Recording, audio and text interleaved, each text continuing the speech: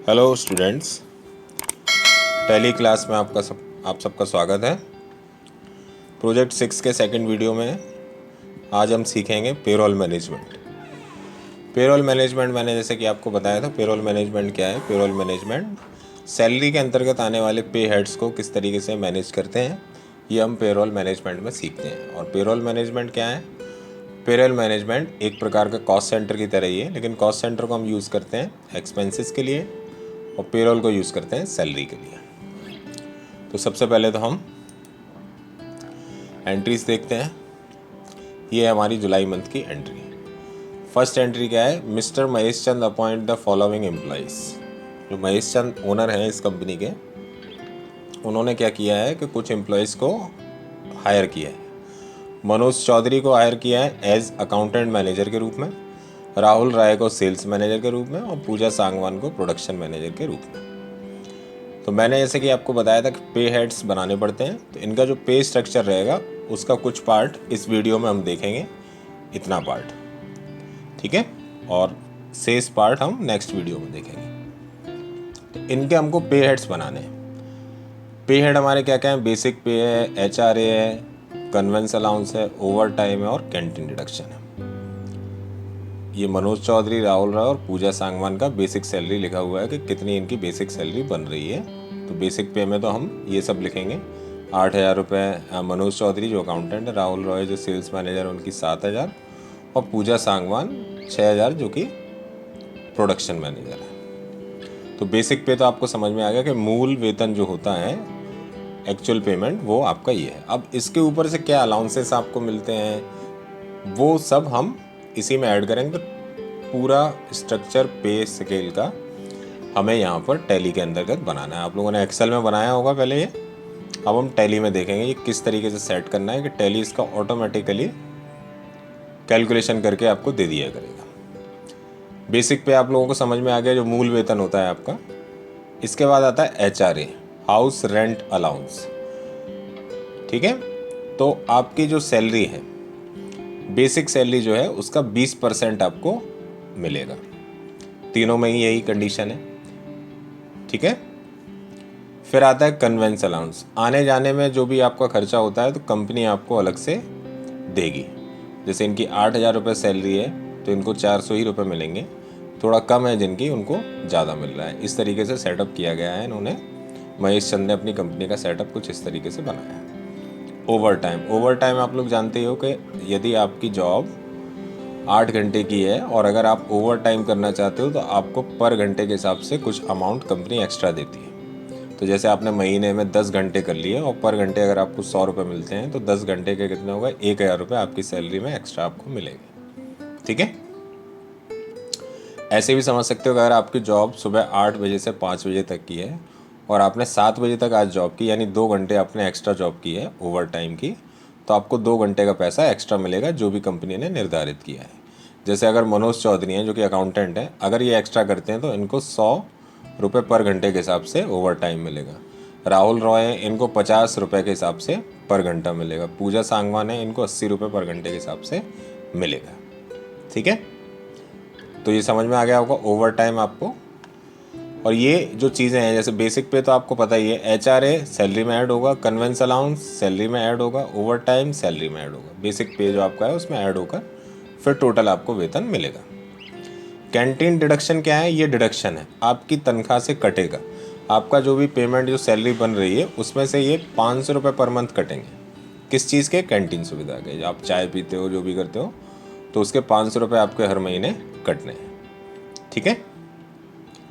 इसके अलावा भी पे हेड हैं, वो हम आगे देखेंगे नेक्स्ट वीडियो में। फिलहाल हम इन पांचों को देखेंगे अच्छे से, 1 2 3 4 5। हाँ, तो चलिए हम इसको स्टार्ट करते हैं अपनी कंपनी में। सबसे पहले हम कंपनी स्टार्ट कर लेते हैं हमारी प्रोजेक्ट 6 पेरोल, जिसमें हम जून की एंट्री कर चुके हैं। हम एक बार ट्रायल बैलेंस इसका चेक कर लेते हैं। इसमें जून की एंट्री कर चुके हैं। अब हम इसके आगे जुलाई की एंट्री करने वाले हैं। तो जुलाई की एंट्री करने के लिए हमको क्या करना है? हमको अब ये जो सेटिंग दी गई उस हिसाब से पेरोल शुरू करना है। चलिए, तो सबसे पहले हमको क्या करना है? सबसे पहले हमको F11 की दबाकर अकाउंटिंग फीचर में जाना है और पेरोल ऑप्शन को सेट ही करना है येस पे, और more than one payroll option को भी हमें येस करना है। तो चलिए इस ऑप्शन को कर देते हैं हम फटाफट से। F11 में चलते हैं, अकाउंटिंग फीचर में ही जाना है, एंटर करते हैं कंपनी सेलेक्ट करके। यहाँ पर हमको किस ऑप्शन को लेना है, यहाँ पर आपको ये ऑप्शन लेना है मेंटेन पेरोल, इसको कर देना है येस। इसके बाद maintain more than one payroll और कॉस्ट कैटेगरी, ये हमारा पहले से येस है कि कॉस्ट सेंटर हमने किया होगा, तो बस ठीक है। अब हम इसको क्या करेंगे, सेव करते हैं।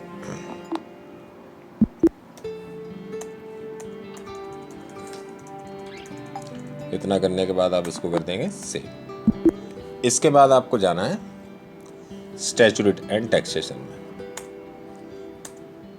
यहाँ पर आपको लास्ट ऑप्शन मिलेगा इनेबल पेरोल स्टैच्यूटरी, इसको भी यस करना है, और set alter payroll statutory details को यस करना है। अब इसके अंदर आपको 4 कैटेगरी मिलती है, एक तो provident fund, employ state insurance, national pension scheme और इनकम टैक्स। इन सारी चीज़ों को आपको यहाँ पर फिल करना है, ठीक है।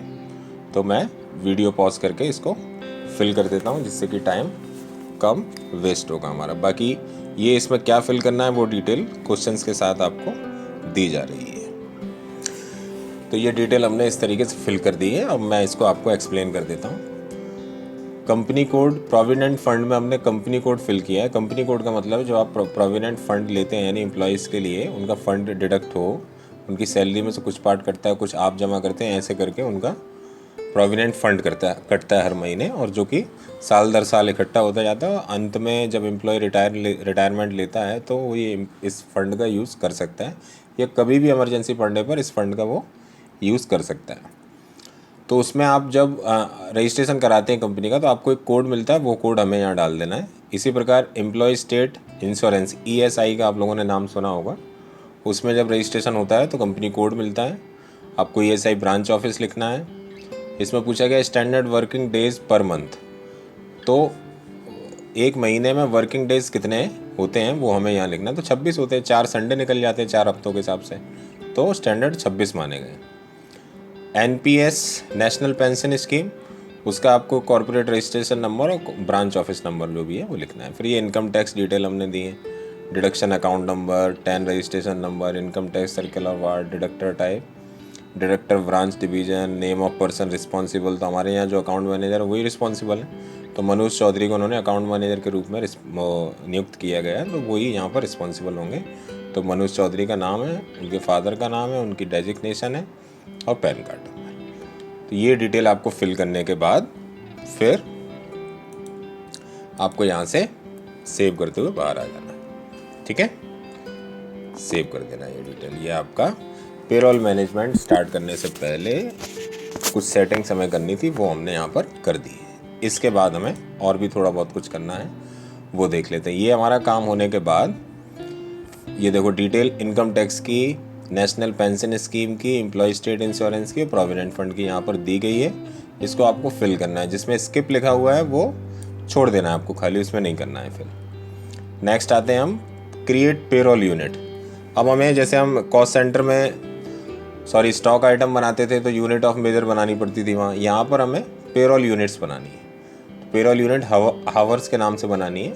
तो कैसे बनाएंगे आइए देखते हैं। पेरोल जब हम एक्टिवेट कर देंगे तो हमको पेरोल कहाँ पर दिखेगा, तो देखो यहाँ पर एक नया ऑप्शन आपके में ऐड हो जाएगा, अकाउंट्स, पेरोल और इन्फो। अकाउंट्स, इन्फो, इन्वेंट्री और पेरोल। अब पेरोल हमने एक्टिवेट कर दिया तो पेरोल यहाँ पर आपका आ गया। इसके अंदर चलेंगे, सबसे पहले हमें यूनिट बनानी है। वर्किंग को आप किस तरीके से ऑब्जर्व करेंगे, घंटों में करेंगे, कैसे करेंगे, तो वो है यहाँ पर। तो हम इसके लिए एक यूनिट बना रहे हैं, क्योंकि हमें ओवर टाइम देना है, तो ओवर टाइम हम घंटों के हिसाब से दे रहे हैं, तो हमें यूनिट एक यहाँ पर बनानी है। आवर्स, फुल नेम लिख देंगे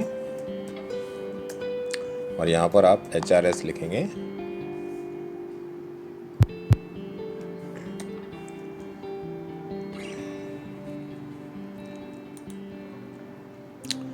फॉर्मल नेम आवर्स, बस ठीक है। इसको हम सेव कर देंगे। यहाँ पर वो ले रहा है तो हम इसमें यूनिक कोड नहीं देते हैं, क्योंकि इसमें मेरे को नहीं लगता है आवर्स के लिए कुछ दिया हुआ है इन्होंने। H पर इन्होंने कुछ भी नहीं दिया। ठीक है, नॉट एप्लीकेबल, और इसको हम यहाँ पर कर देंगे सेव। ठीक है, तो ये हमारी यूनिट ऑफ वर्क बन चुकी है। नेक्स्ट क्या करना है हमको, create attendance and production type बनाना है। अब अटेंडेंस एंड प्रोडक्शन टाइप क्या है, तो हमें इसमें पेरोल लेजर बना रहे हैं हम, तो पहला पेरोल लेजर है हमारा एब्सेंट, तो यहाँ पर हम क्रिएट कर देंगे। तो इसके लिए हम बैक करेंगे, यहाँ पर ऑप्शन मिलेगा आपको अटेंडेंस प्रोडक्शन टाइप्स, क्रिएट करेंगे। सबसे पहले एब्सेंट, अंडर किसके जाएगा, प्राइमरी के। अटेंडेंस टाइप क्या रहेगा देख लेते हैं, क्या दिया है सेटिंग में, इसमें दिया है लीव विदाउट पे। मतलब एब्सेंट का मतलब ये होगा यहाँ पर कि जब आप किसी एम्प्लॉय की एब्सेंट 4 एब्सेंट 5 एब्सेंट दिखाते हैं तो वो टैली उसको छुट्टी मान के चलेगा जिसमें कि सैलरी नहीं दी जाए। तो लीव विदाउट पे यहाँ पर हमको लेना है। ठीक है, पीरियड टाइप डेज में है, डेज में ही रखना है, बस इसको कर देंगे सेव। नेक्स्ट बनाना है हमको इसमें ओवर टाइम का, ओवर टाइम का बना देते हैं ओवर टाइम, प्राइमरी रहेगा ये भी, अटेंडेंस टाइप रहेगा प्रोडक्शन, और यूनिट रहेगी आवर्स, और इसको भी सेव कर दें। ठीक है, तो ये हमारे कुछ प्री लेजर थे, पे हेड बनाने से पहले कुछ सेटिंग्स थी वो हमने कर दी। अब बढ़ते हैं आगे हम पे हेड्स बनाने के लिए, क्रिएट पे हेड्स। पहला पे हेड बनेगा हमारा बेसिक पे का, तो बेसिक पे का पे हेड्स बनाने के लिए आपको बैक करना है यहाँ से। ठीक है, और यहाँ पर आ जाना है आपको पे हेड्स के अंदर क्रिएट करने के लिए। तो सबसे पहले हमारा क्या बनेगा, बेसिक पे, अर्निंग फॉर एम्प्लॉयज ही रहेगा यहाँ पर, इनकम टाइप फिक्स्ड रहेगा, अंडर इनडायरेक्ट एक्सपेंस जाएगा, affect net salary, net salary affect होगी, यस बिल्कुल होगी। Name to be displayed in pay slip, जब भी आप पे स्लिप निकालोगे तो ये जो लेजर है यानी पे हेड है ये किस नाम से प्रदर्शित हो उस प्रिंट आउट में, तो बेसिक पे के नाम से ही वहाँ पर होना चाहिए, तो आप बेसिक पे रहने दीजिए। फिर use for calculation of gratuity, gratuity का मतलब होता है उपहार, कंपनी कुछ आपको गिफ्ट दे उसमें, तो वहाँ पर हम इसको यूज़ कर सकते हैं, तो यस रखेंगे यहाँ पर। ठीक है, set alter income tax details, इसको हमें यस करना है, और इसके अंदर जो भी ऑप्शन आएंगे उनको फिल कर देना है। तो यहाँ पर हम लेंगे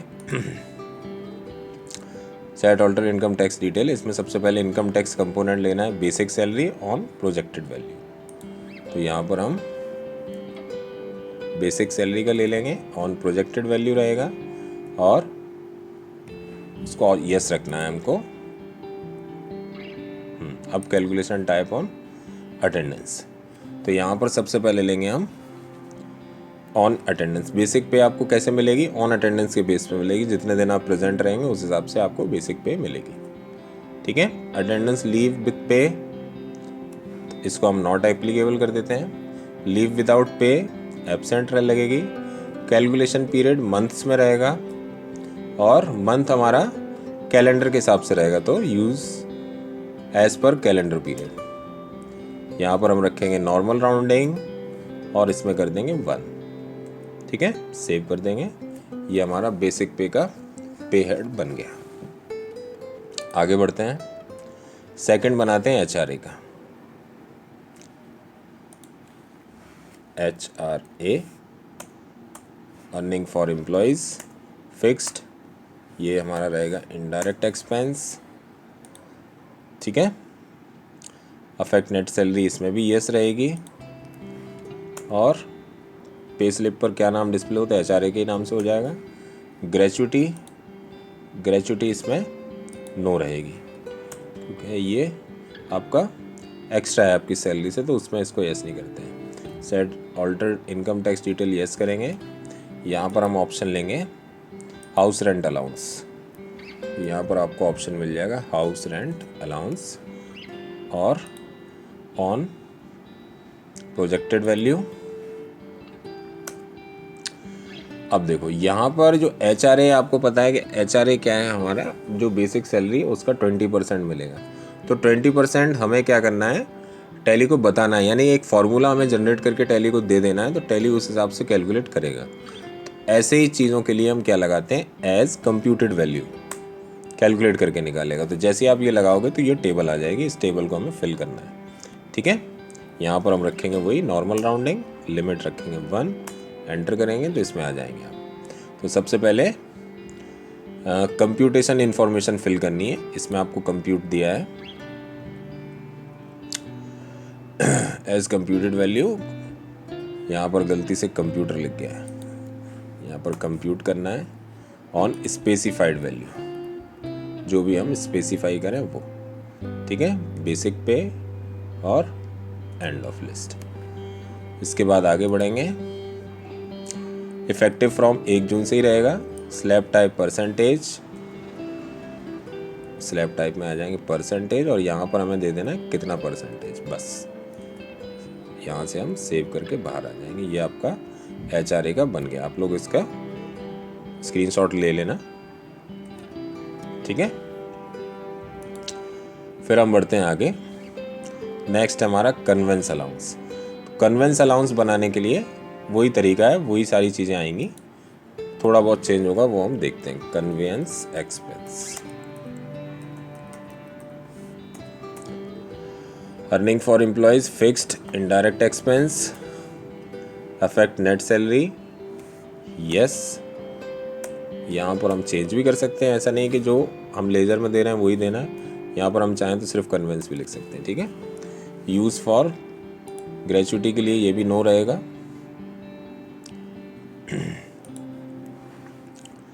set alter income tax detail yes करेंगे, ये आपका क्या है, ट्रांसपोर्ट डिटेल है, ठीक है। तो इसको किस नाम से, ट्रांसपोर्ट अलाउंस के नाम से हमें सर्च करना है, ये रहा ऑन प्रोजेक्टेड वैल्यू, और यस रखेंगे। कैलकुलेशन टाइप, कैलकुलेशन टाइप इसमें रहेगा आपका फ्लैट रेट, फिक्स्ड है, ये पहले से ही निर्धारित कर दिया है कि 400 मिलेंगे, 800 मिलेंगे, तो उसके लिए हम फ्लैट रेट यूज़ करते हैं, ठीक है।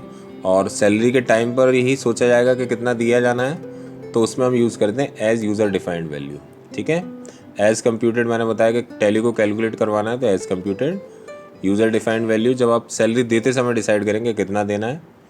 ऑन अटेंडेंस तो आपको पता ही है कि अटेंडेंस के बेस पे मिलेगा। ऑन प्रोडक्शन आप कितना प्रोडक्शन निकाल रहे हैं उस हिसाब से मिलेगा, तो ऑन प्रोडक्शन है। तो यहाँ पर हमें क्या रखना है, फ्लैट रेट रखना है, क्योंकि पहले से ही निर्धारित कर दिया गया है। आप देख सकते हैं यहाँ पर मैंने आपको शुरू में जब दिखाया था तो उसमें यहाँ पर कन्वेंस अलाउंस पहले से ही निर्धारित है कि इनको 400 रुपये पर मंथ मिलेगा, इनको 800 मिलेगा, इनको 800 मिलेगा, ठीक है। तो ये पहले से ही निर्धारित है, तो इसमें हम फ्लैट रेट का यूज़ करते हैं, ठीक है। चलिए, कैलकुलेशन पीरियड वही मंथ रहेगा, ये आपका रहेगा नॉर्मल और 1, इसको भी सेव कर देंगे, कन्वेंस भी बन गया आपका। इसके बाद बनाना ओवर टाइम। चलिए ओवर टाइम का बनाते हैं। Over time, earning for employees fixed indirect expense,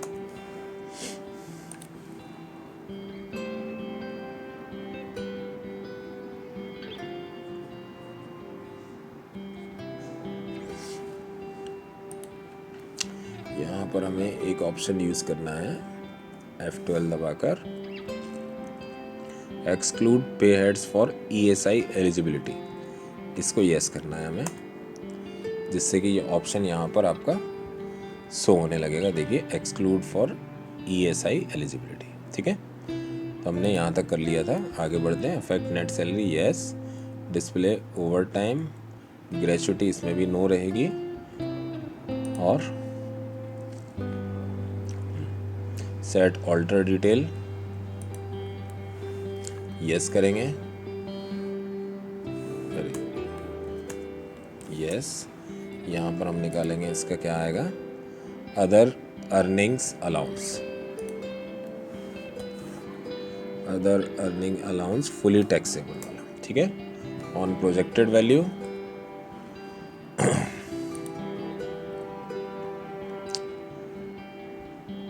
नहीं, इसमें एक गलती हुई हमसे, ये हमारा रहेगा ऑन एक्चुअल वैल्यू, क्योंकि ये हमको फिक्स्ड मिलेगा, जितना भी मिलेगा, जो भी डिसाइडेड है पहले से कि 100 रुपीज़ पर आवर, 50 रुपीज़ या 80 रुपीज़, जो भी। एक्सक्लूड फॉर ESI एलिजिबिलिटी, इसको यस करना है।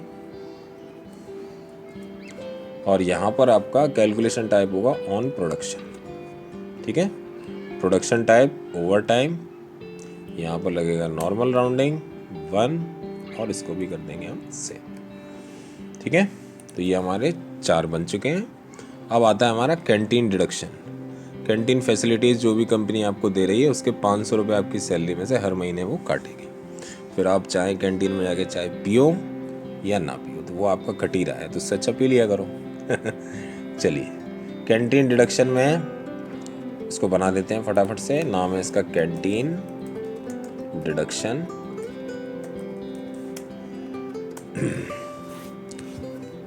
इसमें आएगा डिडक्शन फ्रॉम एम्प्लॉयज़। एम्प्लॉयज़ से कुछ भी कटौती एम्प्लॉयज़ से उस तरीके का ले जा रहे तो एम्प्लॉयज़। ये आपका आएगा करंट एसेट्स में, क्योंकि कंपनी के लिए तो ये एसेट्स हुआ ना। अफेक्ट नेट सैलरी, ये ऑप्शन देख लेते हैं, इसमें यस रखा गया है क्या? हाँ, यस रखा गया है।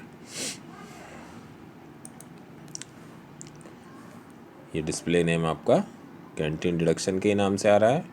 कैलकुलेशन टाइप आपका इसमें रहेगा